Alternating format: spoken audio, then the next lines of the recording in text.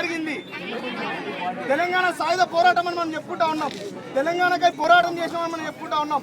నిజాం పాలనలో భారతదేశానికి స్వాతంత్రం వచ్చినప్పటికీ కూడా మన బానిసత్వంలో ఎందుకు బతికామని మనం ఆలోచించుకోవాల్సినటువంటి అవసరం ఉన్నది.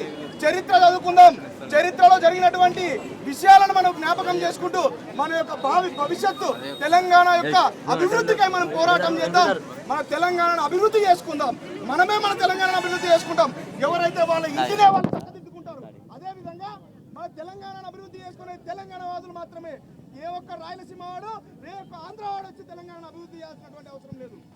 మన తెలంగాణ ఎట్లయితే మన ఇంటిని మనం ఏ రకంగా అయితే చక్కదిద్దుకుంటామో, మన ఇంటి ముందు మనం ఎట్లయితే కల్లాపు చల్లుకొని మన ఇంటిని శుభ్రంగా ఉంచుకుంటామో, అదేవిధంగా మన తెలంగాణని మనం మాత్రమే శుభ్రంగా ఉంచుకోగలం, మనం మాత్రమే తెలంగాణను అభివృద్ధి చేసుకోగలం అని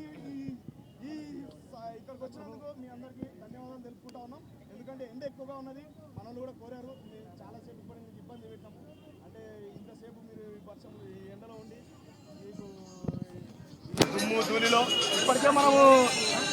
ఇప్పటికే మనము తెలంగాణకై చాలా పోరాటాలు చేసినాం. పోరాటాలలో మన తెలంగాణ వాదులు చాలా వరకు ఇబ్బందులకు గురైనారు, కష్టాలు పడ్డారు, ఎన్నో లాఠీ దెబ్బలు తుటా దెబ్బలు తిన్నారు. అదేవిధంగా చాలా మంది ఆత్మ బలిదానాలు చేసుకొని సైతం మరణించినటువంటి విషయం మనం చూసినటువంటి జరిగింది.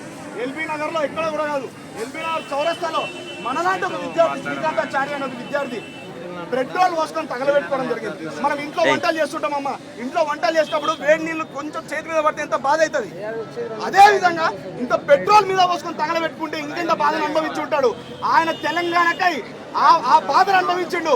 తెలంగాణ అంటే ఎవరో కాదు, మనకై ఆయన బాధను అనుభవించిండు.